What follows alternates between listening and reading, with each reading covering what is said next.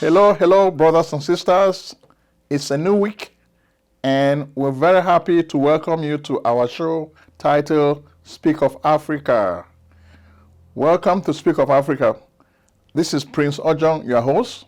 We have a whole lot of news for you. We don't have many days left in 2022, so as the year draws to a close, we'll continue to bring you the news, and we're going to have a lot more programs for you. We're going to have some interviews with some people that you like. We're just going to keep it a secret for now. We're going to have an interview probably on the 22nd, another interview on the 29th. Then we'll bring all of this to you so that you can enjoy the content before the year ends. For the show of today, we're going to focus on geopolitics. We responded to a lot of comments online. Some of you engaged us. Geopolitics is the subject. Geopolitics is the lens we use to see the world. Whenever we comment on African affairs, we tell you African stories through the prism of the entire world.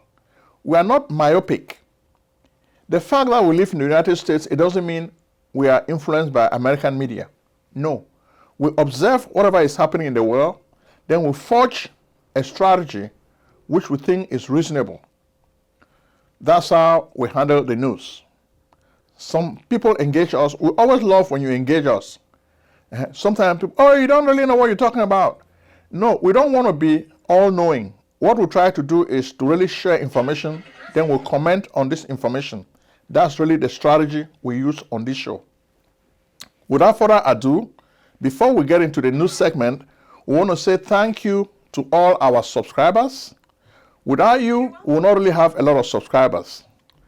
Thank you to all our viewers. In fact, this month, we've already hit the 4 million views mark. Thank you very much for your confidence. Without you, we will not be able to achieve this.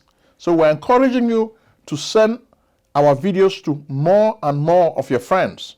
Share and share and share. For those who have not subscribed, please try and subscribe. When we look at the statistics, we notice that a lot of people are watching the show, but they have not subscribed. Some who live in La République du Cameroun are scared because they don't want the Biya government to target them. We understand. If that's your predicament, we feel sorry for you. Without further ado, what are we going to present to you today? We're going to present to you the whole world news as it affects Africa. We just concluded the World Cup. Argentina beat France, okay? And we're really happy for Argentina. But more important, we are very, very happy for Lionel Messi. All of us are soccer fans who spent time watching the match. We really felt sorry for Kylian Mbappé, who is one of the greatest players that has emerged in this World Cup. He played for France. He scored all the 3 goals for France. He's a guy from Cameroon. His story is really sad. When you look at his story, he tells you the way we are losing our best talent to foreign countries. When you look at the French team, almost all the players are African.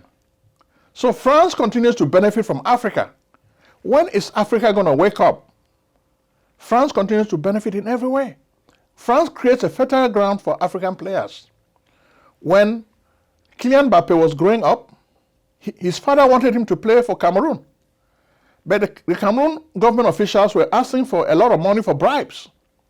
The guy did not have that kind of money. So he took his son to France, and now he's become a legend all over the world. His little brother, Ethan Mbappé, is also coming up. So just look at the big loss Cameroon is experiencing. So this World Cup is really teaching us that the World Cup, soccer is a business. We need to understand this. It's not just a game. If we want to have better results, we need to invest a lot of money into soccer, because soccer is not just a pastime, it's a big-time business. Those European companies that are establishing franchises in soccer, they're making a whole lot of money, a lot. So if we want to make money like them, we need to really invest in soccer. That's the message we have for African governments. They only think about soccer whenever the World Cup is at hand. No, start planning many years in advance. Plan talent, okay? There's a lot of talent. Don't let the talent go to Europe. Create fertile conditions for young people to stay in Africa and play, because it's like good soil. Wherever there's good soil, the fruits are going to grow. So you want Africa to become good soil. And soccer is the world's biggest game. It surpasses even American football. So if we want to really make money in this field, we're encouraging our governments and our businesses to focus on soccer as a franchise. That's the message we have just watching this World Cup. Next, we take you to geopolitics. Geopolitics simply means that the way things happen in the whole world affects Africa. Africa is a continent, but most people in the world tend to look at Africa like a country. So why are Africans not looking at themselves like a country? Most Africans have kept everything that happened during the Berlin Conference. They divided African countries into pieces, okay? The whole of Africa, many countries. These small countries cannot survive, okay? They cannot survive. But the people all over the world are still seeing Africa as a country. Africans are the only ones who don't see themselves as a country. You look at when Biden invites these guys to come to Washington, people are just saying, oh, African summit, U.S. African summit. So now it's time for Africans to start seeing themselves as one people, as one continent with one people. We need to unite. So African unity is very important. This is really supposed to be the goal of the African Union. But when you look at it, it is an organization of beggars and dictators. We even have a video which we can share with you. To build the headquarters of the African Union, we have to go to China. China has to build it for us. Then China has to spy on us. We'll share a video with you that tells you what happened. Watch. It's January 2017 at the headquarters of the African Union here in Ethiopia. An IT engineer is looking at the servers in this building, and something seems off. The engineer notices that often in the middle of the night, these servers are connecting to some server in Shanghai and uploading emails and audio files. The African Union headquarters was built in 2012, but it was not paid for by any African nation. The impressive new headquarters of the African Union, entirely funded by the Chinese government. This building was a $200 million gift from the Chinese government. It was designed and built by Chinese firms with Chinese money. And yes, the servers were installed by Chinese engineers, who, it appears, left an intentional backdoor into the servers so that they were easily accessible. The African Union IT team eventually removed these Chinese servers and installed new ones. The Chinese government literally offered to install them for them, but they declined. The local IT people also swept the building, and they found microphones embedded in the furniture and in the walls. The whole building was bugged and had been feeding audio and internal emails to China for like 5 years since the building was built. China building a headquarters for the African Union and then spying on it is a pretty good symbol of what China is up to in Africa. Yes, China built the headquarters for us, then they put tapes. Whatever you guys are doing in Addis Ababa, it is sent to China. All the servers that are there, they send messages to people in China who are spying on Africans. Then how can Africa be independent? So that's why we are struggling. Without further ado, this conference that Biden has organized, a lot of African presidents came, over 49 presidents came. What is remarkable are the names of those presidents or countries that were not invited. Guinea, Mali, Burkina Faso, Somaliland, Eritrea, they were not invited because Biden is saying they did not really meet the rules of the African Union. This is not good. You have to be open. Instead of inviting one African president, you invited everybody to come to Washington. How are you going to interact with the 49 presidents? There's not enough time. Then there's not much agenda. Next time, the African president should sit in Africa and let Biden come and meet them in Africa. They should not be coming like church boys, they're coming to beg. And that's why even the Ghanaian president, Nana Akufo-Addo, was worried that here we are again begging. Things have to change. When China engages African countries, China comes to them with a little bit of respect. So America has to learn how to engage with Africa. Just parading money that you want to give to Africa, 55 billion, is not enough. You need to treat Africans with respect. So don't just get the African leaders to come here and watch a show. They have to decide. They have to make decisions on the way the trade with America has to go. Okay? So America is bringing these guys here just for a photo op. This is a photo opportunity. What we need is a real summit where there is real business, where Africans are making decisions. It's true, Biden is throwing a few carrots. Okay, Africa will have a seat at the United Nations Security Council, G20. That sounds good. But what is really happening is the American strategy. They are like in a game where they are behind and they want to catch up. China has surpassed America in African trade. So America and the West, they see that they are behind. So it's a relay race. China is already ahead. Russia doesn't have a whole lot of resources, but the resurgence of Russia would put Vladimir Putin as president has led to the creation of the Wagner Group. We want to talk more about the Wagner Group again today. We've been talking about the Wagner Group in the past. We want to share more information about the Wagner Group. And now we'll take you straight to Burkina Faso. In Burkina Faso, you really see the working of the Wagner Group. Ibrahim Traoré, the new president of the junta, okay, in Burkina Faso, he has already started making overtures to Russia. This was revealed by Nana Akufo-Addo, and this news was big all over Washington, and it was reverberating in Africa. The officials in Burkina Faso were trying to deny it, but the evidence is clear. Already, Ibrahim Traoré is giving away gold mines to North Gold, which is a company owned by Russia. So they are trying to protect them against jihadis. In return, Russia gets gold from Burkina Faso. Is this good? In the past, we've had a lot of guys who tell us we don't understand geopolitics. When we show the way Russia is exploiting African countries, Burkina Faso in particular, they tell us we don't understand geopolitics. What do we need to understand about geopolitics when a country is coming to Africa and exploiting the resources of Africa for free? What do we need to understand? Most of our viewers will notice they have this sentimental view of Russia as a nice guy, clean guy. No, Russia is in Africa because Russia wants the resources. And that's why they are competing. There's a new scramble for Africa. So Russia or China are not in Africa just because they are nice. No, they are there for their own interests. We need to understand this. So don't be saying that, oh no, Russia is better. No, Russia or America, none of them, I would say, is better. So we just need to be careful as we make relations with a lot of these countries. They are not friends. They are not our friends. We are making deals with them, but we have to understand that they are looking for their own interests. So we have to look for our own interests.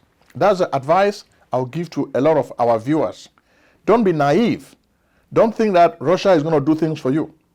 Similarly, we know our people are tired of France, and the example in Ambazonia can show you. This week, there were so many people from Ambazonia in Washington, D.C. to protest the presence of President Paul Biya in Washington. Biden invited Paul Biya for the summit, but Paul Biya made a big fool of himself. There are so many videos online which are showing the guy did not even know where he was. It looks like he's kind of senile, and he did not have his normal handlers. So he was dealing with Americans. So he did not know what to do. At one point, he had to ask them, where am I? He did not know where he was. Are there important people in the room? So he's thinking probably that he's somewhere in Vumeka. He did not even know that he was in Washington. But when you look at outside, the Ambazonians did themselves a whole lot of good. They were everywhere. So you have so many pictures of Ambazonians protesting the presence of Biya as persona non grata. He was thinking that he can come here to convince President Biden to repatriate a lot of the Amazonian leaders in the US. But it failed. It will not happen because Biden doesn't control that. The courts control that. And the courts in America are independent.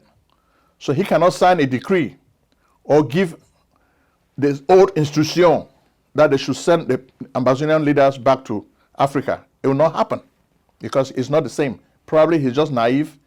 His fake lawyers are not telling him the truth, and that's just what the problem is.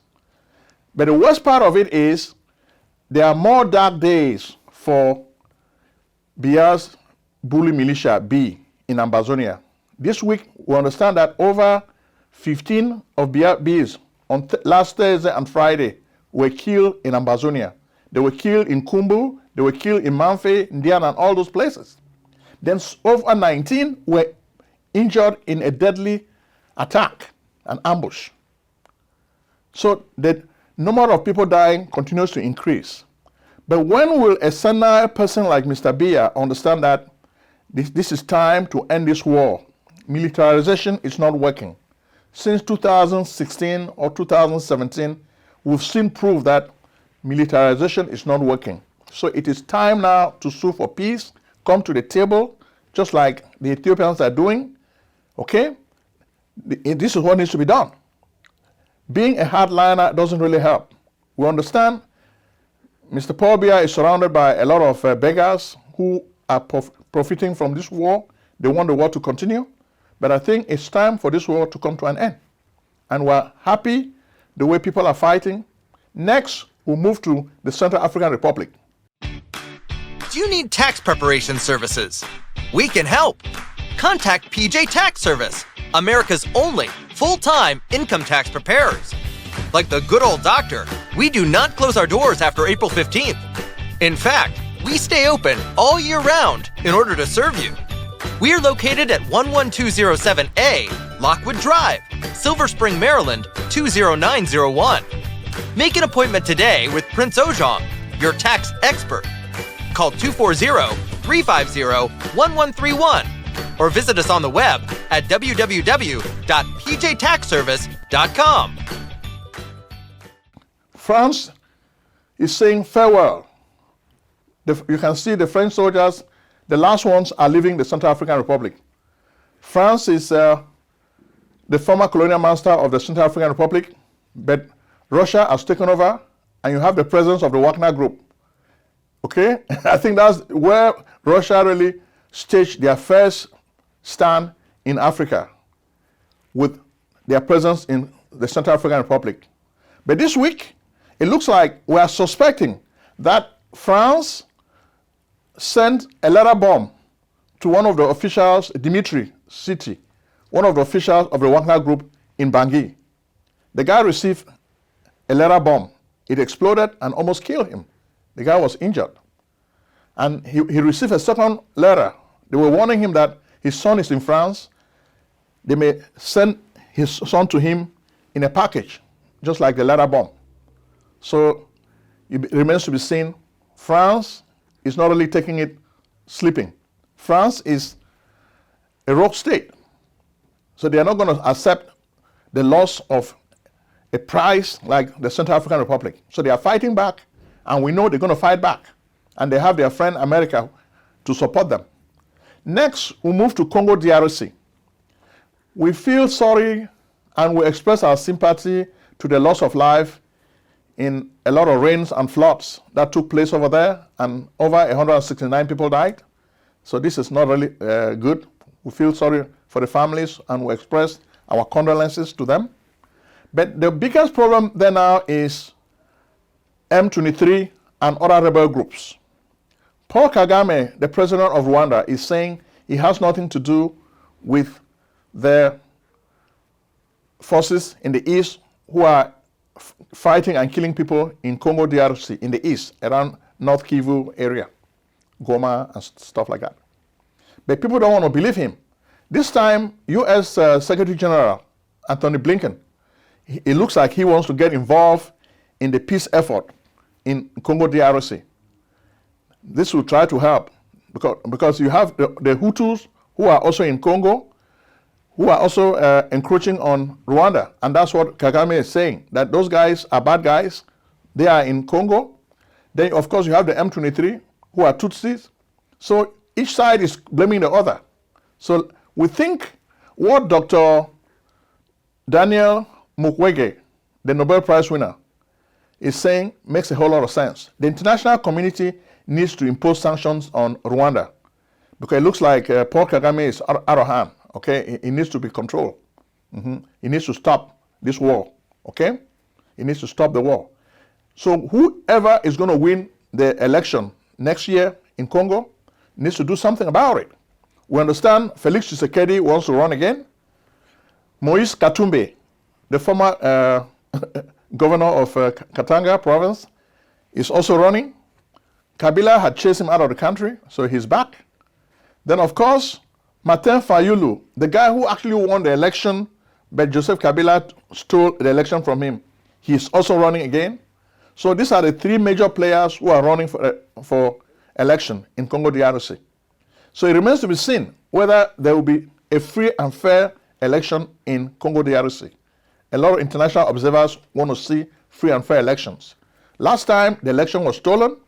Is it going to be stolen again? That's the question we want to know. Next, we'll take you to Guinea.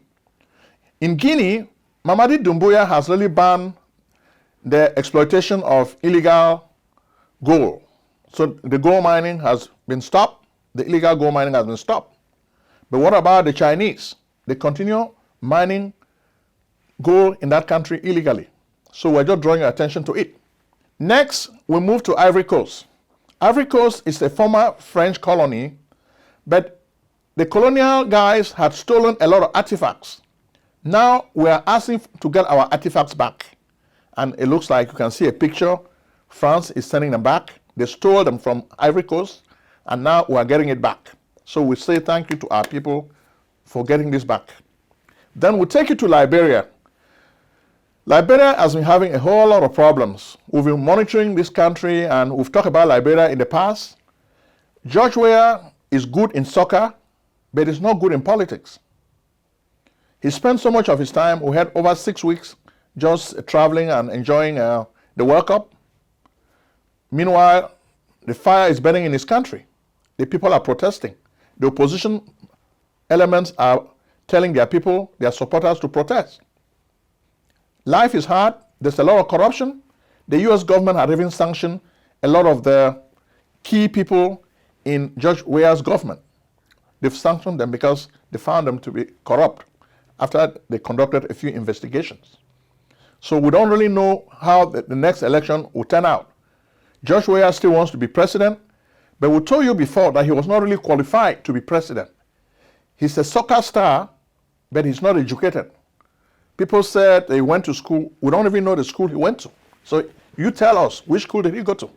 Which degree did he get? Did he sit formally in a classroom and study? What did he study? Okay, so prove that to us. But we know that Liberians are having a tough time and he cannot really solve their problem. Instead, most Liberians are claiming that George Weah is corrupt himself. He came as a guy from Claratown. They thought he would make a lot of changes and help the poor people. No, he's filling his own pockets. He's not helping the poor people. He's filling his own pockets. That's a sad story of Liberia. Next, we move to Niger. Niger now has become the darling of France. Mali, Burkina Faso, and the other places, they are chasing France out. Where is France going? France is going to Niger. Mohamed Bazoum, you can see him, is the darling of the West. But what's he doing? Is he really helping his people? We don't really think so. So keep an eye on Mohamed Bazoum. Next, we'll take you to Nigeria. The election fever is on. You saw the gaffe of Titi Abubakar, the wife of Atiku Abubakar. She was campaigning for the husband. Instead of saying, vote for PDP, she said, vote for APC. Wow, that was an interesting gaffe, right? So that made us laugh a little bit. But what really made us proud is the chess prodigy, a child prodigy from Nigeria. I think they call the name Tani Adewumi. His family escaped Boko Haram. Then they settled in New York in a shelter. Then the guy won a lot of tournaments.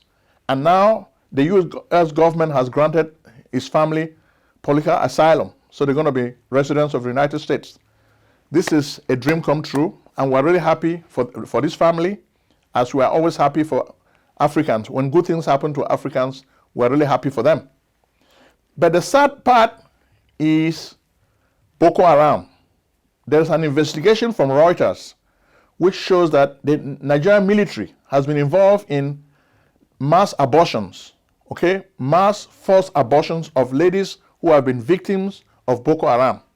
These ladies have been raped by Boko Haram militia. Then the soldiers were involved in arranging forced abortions for these ladies. Reuters has investigated a story. The Nigerian Minister of Defense has tried to deny it and say, oh no, it's not true, it's not true. But they have facts that it's true. So it's a big story, and I think it's really giving the Nigerian military a very, very bad name. 10,000 plus abortions. These ladies have been traumatized by Boko Haram. Then you're also forcing them to conduct abortion against their will. Is that good? We don't think so. Next, we take you to Senegal. In Senegal, we're hearing stories. There's a mystery over the death of two military guys. What happened to them? How did they die? The government of Macky Sall is not really providing any answers. So this is like a black eye. It's giving a black eye to the government of Macky Sall. What a Democrat. Next, we'll take you to our final destination, which is South Africa. It looks like Cyril Ramaphosa has survived the impeachment, but now he's running for re-election. Okay? Is this guy clean? It remains to be seen. And we think we've come to the end of our show. We're encouraging you to promote the businesses that advertise on this show. Next year, our show is going to become more business-like because we're going to be sharing a lot more ideas with you, how to run businesses, how to get involved in businesses. Please support Ayuk Tax Service. If you have any taxes to do, support Ayuk Tax Service. Ayuk Tax Service is training a lot of tax preparers. They're going to be able to help you. So if you need help with your taxes, Ayuk Tax Service will help you. If you want to do the taxes yourself, Ayuk Tax Service will help you. We also want you to support Angelic Home Care. Angelic Home Care is offering jobs to Africans who need to work as CNAs. Okay? Angelic Home Care has gotten a lot of work from discharged nurses in different hospitals. So if you're a CNA and you really want to get a job, you will call Angelic Home Care and send your resume, and they will help you. Bytech 97. Bytech 97 opens doors for classes in IT, database, Oracle, and AWS. So if you're interested in IT, Bytech 97 will help you to learn and get a better paying job. Okay? So we've introduced you to a few companies, and we've come to the end of the show. Soon the year will end, but we'll tell you, keep watching the show. Tell your friends to subscribe. Subscribe, subscribe, subscribe. Medical practice software is too old. Indeed, all the programs are built on MUMPS, technology of the 1950s, and the programs cost too much money. Epic and Cerner cost billions of dollars. Meditech costs thousands of dollars too. In fact, that's why we created AlexiaHTC.com, a new and free EMR/EHR for doctors. AlexiaHTC.com is built for HIPAA.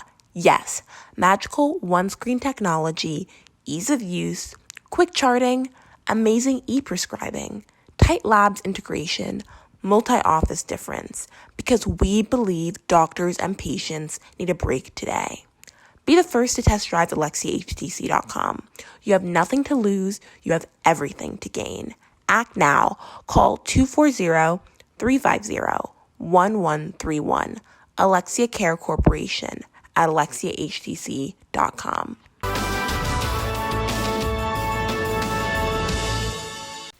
Selling a service or a product?